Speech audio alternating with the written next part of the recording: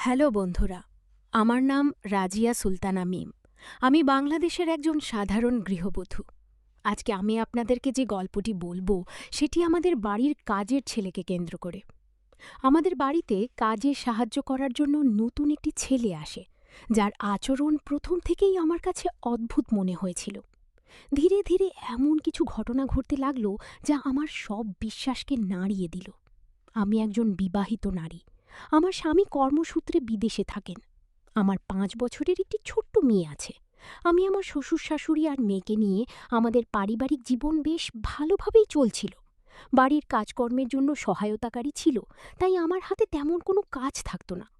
তবে সত্যি বলতে, পরিবারের সবাই থাকলেও মাঝে মাঝে আমার কিছুটা একাকিত্ব বোধ হতো। আমার মনের ভেতরে এক ধরনের শূন্যতা কাজ করত, যা আমাকে অস্থির করে তুলত। দিনগুলো প্রায় একই রকমভাবে কেটে যাচ্ছিল। হঠাৎ একদিন আমি লক্ষ্য করলাম, আমাদের বাড়িতে কাজে সাহায্য করার জন্য নতুন একজন ছেলে এসেছে। ছেলেটির নাম রুস্তুম। সে বেশ শান্ত ও গম্ভীর প্রকৃতির ছিল। যদিও সে বেশি দূর পড়াশোনা করেনি, তবে সবসময় নিজেকে পরিপাটি রাখার চেষ্টা করত। প্রথম দিনেই আমি খেয়াল করলাম, ওর চোখে যেন একটা অদ্ভুত দৃষ্টি, যেন সে আমাকে নয়, আমার থাকা কোনো কিছুকে গভীরভাবে পর্যবেক্ষণ করছে। শুরুতে আমি তেমন গুরুত্ব দেইনি, ভেবেছিলাম হয়তো এটা আমার মনের ভুল। কিন্তু একদিন বিকেলে যখন আমি আমাদের বাড়ির বাগানে হাঁটছিলাম, তখন স্পষ্ট দেখলাম রুস্তম এক দৃষ্টিতে আমার দিকেই তাকিয়ে আছে। ও সেই দৃষ্টি আমাকে অস্বস্তিতে ফেলে দিল। মনে হচ্ছিল যেন সে আমার মধ্যে বা আমার চারপাশে কিছু একটা খুঁজছে। পরের দিন আমি যখন আমার বান্ধবীদের নিয়ে বাগানে আড্ডা দিচ্ছিলাম, তখনও দেখলাম ও দূর থেকে একইভাবে আমার দিকে তাকিয়ে আছে। আমি মনে মনে ভাবতে লাগলাম, এই ছেলেটি এইভাবে তাকায় কেন? ওর মনের ভিতরে কি চলছে? আমার মনে এক ধরনের সন্দেহ জন্ম নিল। তবে সরাসরি কিছু বলা ঠিক হবে না ভেবে আমি চুপ থাকলাম। কিন্তু রুস্তমের এই অদ্ভুত আচরণ বারবার আমাকে ভাবিয়ে তুলতে লাগলো। অবশেষে একদিন আর চুপ থাকতে পারলাম না। আমি ওকে একা পেয়ে প্রশ্ন করলাম, তুমি সবসময় আমার দিকে অমনভাবে তাকিয়ে থাকো কেন? তোমার কি কিছু বলার আছে? প্রশ্ন শুনে সে প্রথমে অপ্রস্তুত হয়ে গেল। তারপর বলল, ম্যাডাম, আমি আসলে কিছু বলতে ভয় পাই। আপনারা এই বাড়ির মালিক, আর আমি কেবল একজন সহায়তাকারী। আমার কোনো কথায় যদি আপনারা ভুল ভাবেন, তাই কিছু বলি না। তার উত্তর শুনে আমার কৌতূহল আরও বেড়ে গেল। সে কি সত্যিটা লুকাচ্ছে? আমি সেই মুহূর্তে সিদ্ধান্ত নিলাম, এই রহস্য আমি শেষ পর্যন্ত জানব। কিন্তু আমি তখনও জানতাম না, এই রহস্য আমাকে এমন এক জগতে নিয়ে যাবে যেখান থেকে সহজে ফিরে আসা সম্ভব হবে না। এভাবেই শুরু হল আমার আর রুস্তুমের মাঝে অদ্ভুত এক রহস্যময় সম্পর্কের সূত্রপাত। প্রতিটি মুহূর্তে আমার মনে হচ্ছিল, ছেলেটির মধ্যে কোনো গোপন রহস্য আছে, যা সে আমার কাছ থেকে আড়াল করছে। সেদিন থেকে আমি রুস্তুমের প্রতি আরও বেশি কৌতূহলী হয়ে উঠলাম। ওর চোখের দৃষ্টিতে এমন এক গভীর রহস্য ছিল, যা আমাকে একই সাথে উদ্বিগ্ন এবং কৌতূহলী করে তুলত। আমি বারবার ভাবছিলাম, একজন সাধারণ সহায়তাকারীর চোখে এমন রহস্য কেন থাকবে? সে কি সত্যিই কিছু লুকাচ্ছে? একদিন দুপুরে আমি একা বারান্দায় বসেছিলাম। হঠাৎ লক্ষ্য করলাম, রুস্তুম উঠান পরিষ্কার করছে, কিন্তু মাঝে মাঝেই সতর্ক দৃষ্টিতে আমার দিকে তাকাচ্ছে। আমার দৃষ্টি পড়তেই দ্রুত চোখ নামিয়ে নিল। তখন মনে হল, ও ইচ্ছে করেই কিছু লুকাচ্ছে। আমি ভাবলাম, এভাবে দূর থেকে আন্দাজ করার চেয়ে সরাসরি ওর কাছ থেকে সত্যিটা বের করাই ভালো। সন্ধ্যায় আমি সুযোগ পেয়ে আবার ওকে ডাকলাম। শান্ত গলায় বললাম, রুস্তুম, সত্যি করে বলো, তুমি সবসময় আমার দিকে কেন তাকাও? তোমার মনে কি এমন কিছু আছে যা তুমি বলতে পারছো না? আমার কথা শুনে সে কিছুক্ষণ চুপ করে রইল। তারপর ধীরে ধীরে বলল, ম্যাডাম, আমি সত্যিটা বলতে ভয় পাই। আপনারা বড়লোক, আমি শুধু একজন সহায়তাকারী। আমার কোনো ভুল হলে আপনারা হয়তো আমাকে কাজ থেকে বের করে দেবেন, কিন্তু আমি শপথ করে বলছি, আমার উদ্দেশ্য খারাপ নয়। ওর কণ্ঠে ভয় আর আন্তরিকতা দুটোই মিশেছিল। আমি কিছুটা দ্বিধায় পড়ে গেলাম। ছেলেটির ভেতরে কি সত্যিই কোনো গোপন ভয়ের কারণ আছে, নাকি সে অভিনয় করছে? আমার মনে হল, রহস্যটা আরও গভীর হচ্ছে। পরের দিন একটা অদ্ভুত ঘটনা ঘটল। গভীর রাতে ঘুমের মধ্যে হঠাৎ মনে হলো কেউ আমার নাম ধরে ডাকছে। আমি চোখ খুলে দেখি, দরজার উপাশে দাঁড়িয়ে আছে রুস্তুম। আমি কিছুটা বিরক্ত হয়ে বললাম, এই সময় তুমি এখানে কেন?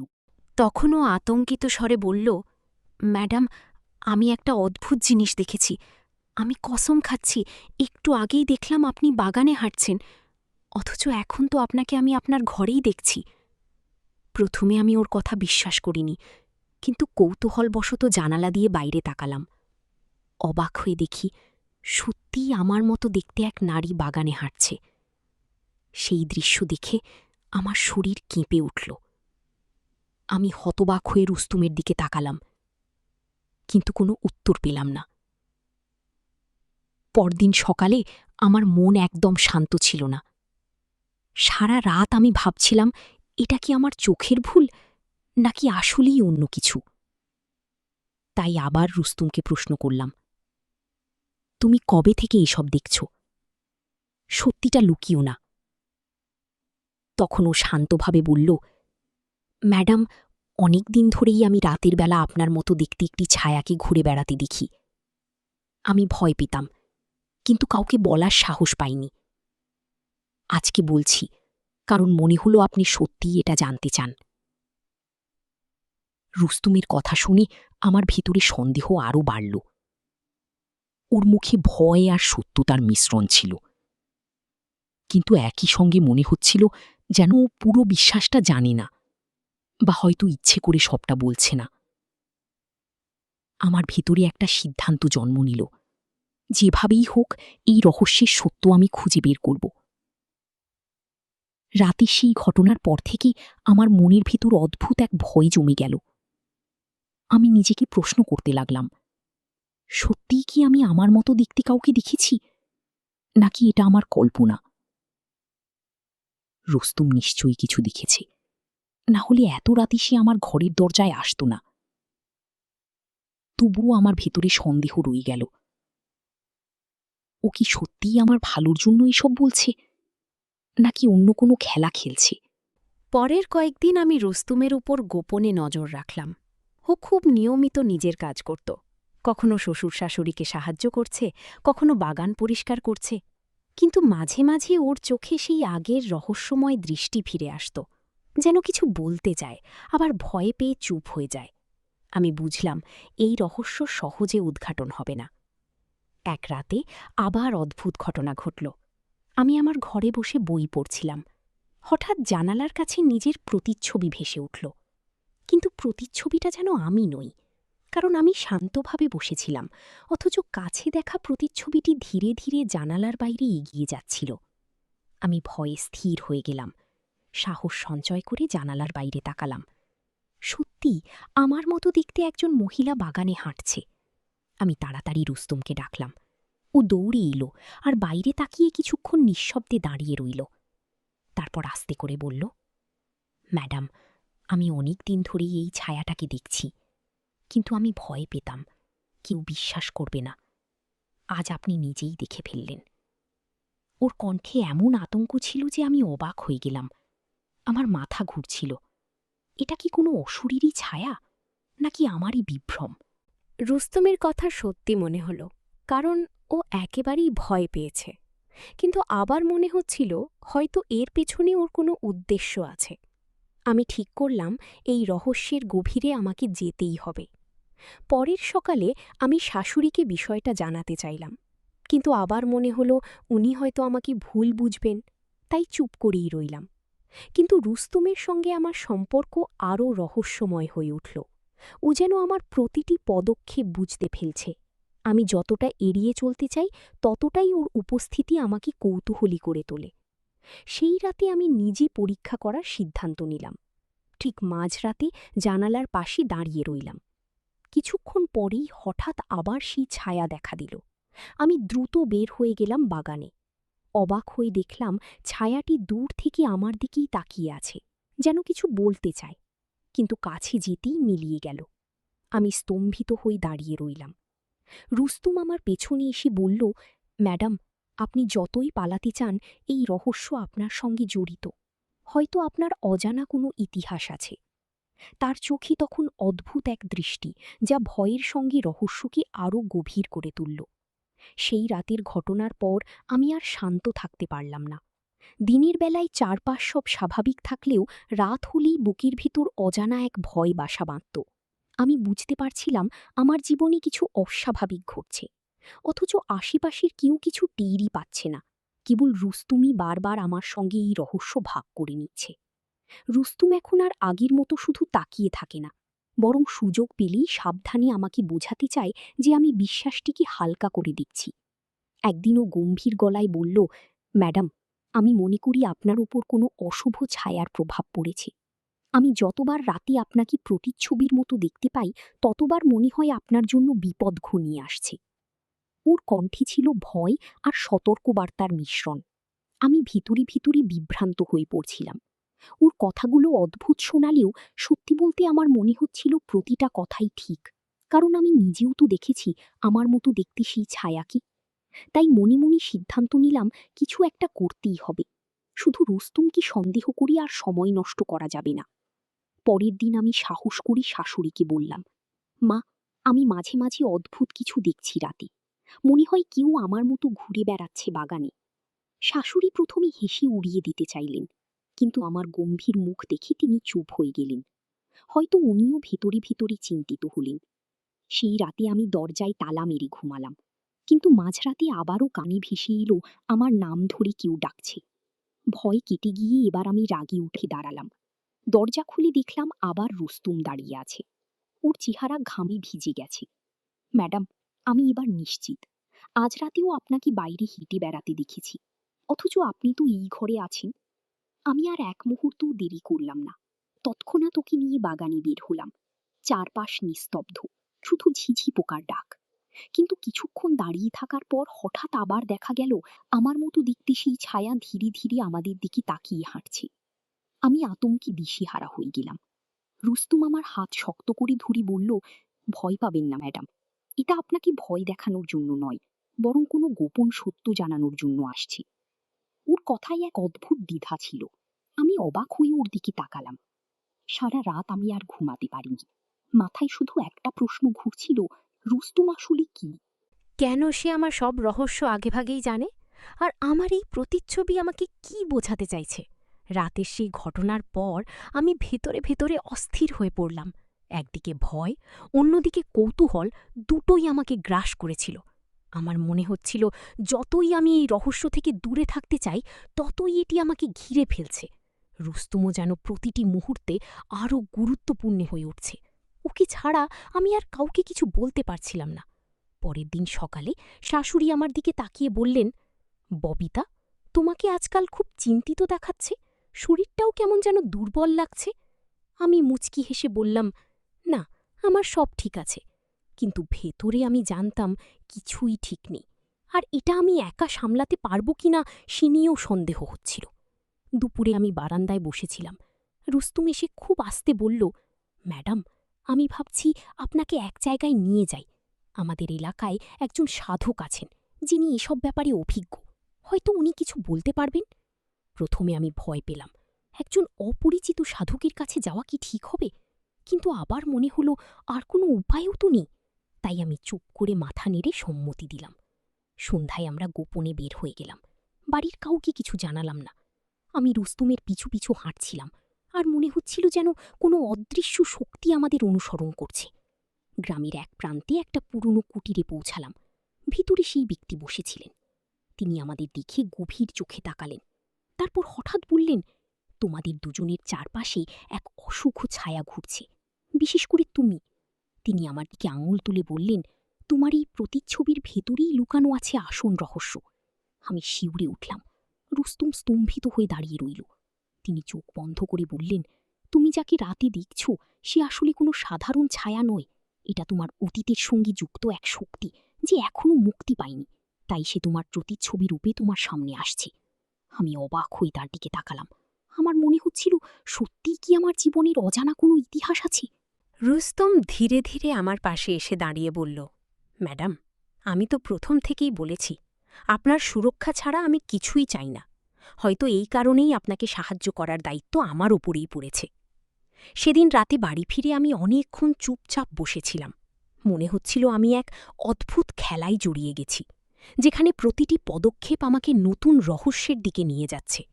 আর রুস্তুমের উপস্থিতি যেন আমাকে সাহস দিচ্ছে, কিন্তু একই সঙ্গে নতুন প্রশ্ন তুলছে। সে আসলে কে, আর কেন এত আন্তরিকভাবে আমার পাশে দাঁড়িয়ে আছে? সাধকের কথা শোনার পর থেকে আমার ভিতরে এক অদ্ভুত চাপা ভয় কাজ করতে লাগল।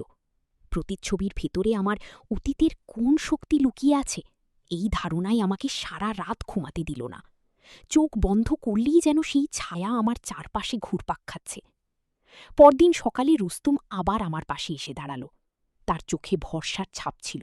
সে আস্তে বলল, ম্যাডাম, ভয় পাবেন না, আমরা সত্যতা খুঁজে বের করবই। সেই সাধক যেটা বলেছেন তার সূত্র ধরলেই হয়তো রহস্যের সমাধান হবে। আমি জানতাম রুস্তুম ছাড়া এখন আর কাউকে ভরসা করার মতো নেই। বিকেলের দিকে আমি পুরনো অ্যালবাম খুলে বসলাম। ছবিগুলো একে একে দেখছিলাম। হঠাৎ একটা ছবিতে আমার নজর আটকে গেল। আমার ছোটবেলার ছবিতে আমার পাশে দাঁড়িয়ে আছে এক অচেনা কিশোরী। মুখটা যেন অদ্ভুতভাবে মিলছে আমার প্রতিচ্ছবির সঙ্গে। বুকের ভেতর ধক করে উঠল। এই কি তবে সেই অজানা ইতিহাস? রুস্তুম ছবিটা দেখে থমকে গেল। সে বলল, ম্যাডাম, আমি মনে করি এই মেয়েটির সঙ্গে রহস্য জড়িত। আপনি কি জানেন তিনি কি? আমি মাথা নাড়লাম। যতই চেষ্টা করি কোনো স্মৃতি মনে পড়ছিল না, যেন সময়ের ভেতর কেউ ইচ্ছে করে এই অংশটুকু মুছে দিয়েছে। রাতে আবার সেই অদ্ভুত ঘটনার পুনরাবৃত্তি হল।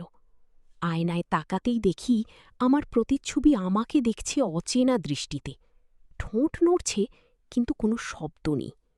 আমি চিৎকার করতে চাইছিলাম, কিন্তু গলা দিয়ে কোনো আওয়াজ বের হচ্ছিল না। হঠাৎ প্রতিচ্ছবি হাত বাড়িয়ে দিল আয়নার ভেতর থেকে। ঠিক তখনই দরজা ধাক্কা মেরে রুস্তুম ভেতরে ঢুকে পড়ল। সে আয়নার দিকে তাকিয়ে চমকে উঠল। তার চোখে আমি স্পষ্ট আতঙ্ক দেখলাম। সে আমার হাত ধরে বলল, এখনই এখান থেকে বের হতে হবে। আমি স্তব্ধ হয়ে তার সঙ্গে বাইরে বেরিয়ে এলাম। আঙিনায় দাঁড়িয়ে রুস্তুম শ্বাস নিতে নিতে বলল, এটা আর কোনো সাধারণ বিষয় নয়। প্রতিচ্ছবি আপনাকে নিজের দিকে ডাকছে। এর মানে হচ্ছে ওর সঙ্গে আপনার কাছের সম্পর্ক আছে। আমি কেঁপে উঠলাম। কাছের সম্পর্ক? তাহলে সেই অচেনা মেয়েটি আসলে কি? সেদিন রাতে আকাশে মেঘ জমেছিল। ঝড় আসার আগাম ইঙ্গিত দিচ্ছিল।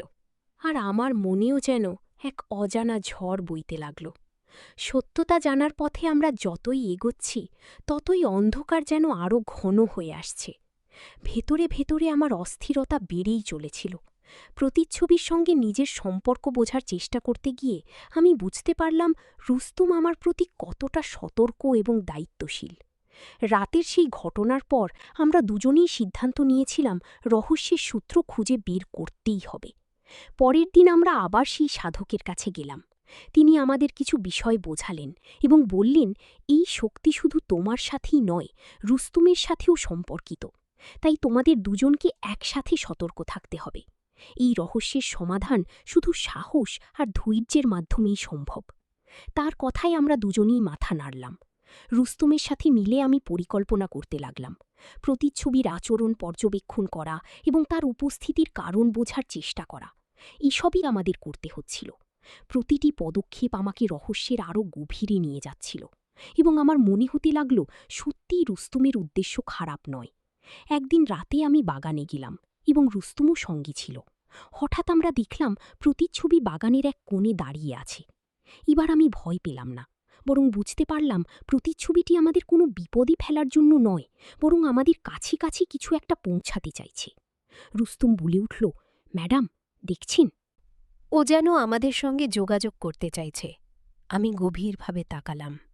প্রতিচ্ছবির চোখে কোনো ক্ষতি করার অভিপ্রায় নেই, বরং যেন সাহায্য চাইছে। আমার হৃদয় একটু শান্ত হল।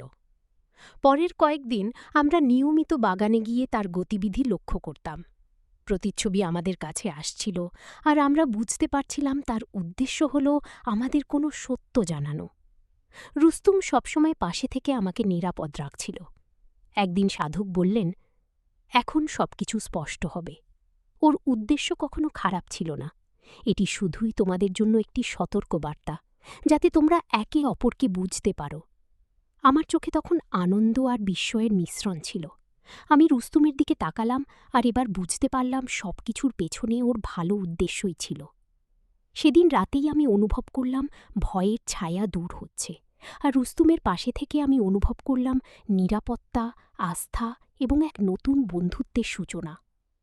আমাদের জন্য সবকিছু স্পষ্ট হয়ে গেল সেই রাতেই। প্রতিচ্ছবির আসল পরিচয় জানার পর আমি অবাক হয়ে গিয়েছিলাম। এটি কোনো অশুভ শক্তি নয়, বরং একটি প্রাচীন পারিবারিক সংরক্ষিত আত্মা, যা আমাদের পরিবারের সুরক্ষা নিশ্চিত করতে এসেছিল। ওর উদ্দেশ্য কখনো খারাপ ছিল না। রুস্তুম তখন আমার পাশে দাঁড়িয়ে বলল, ম্যাডাম, দেখছেন, আমি প্রথম থেকেই আপনাকে সতর্ক করতে চেয়েছি।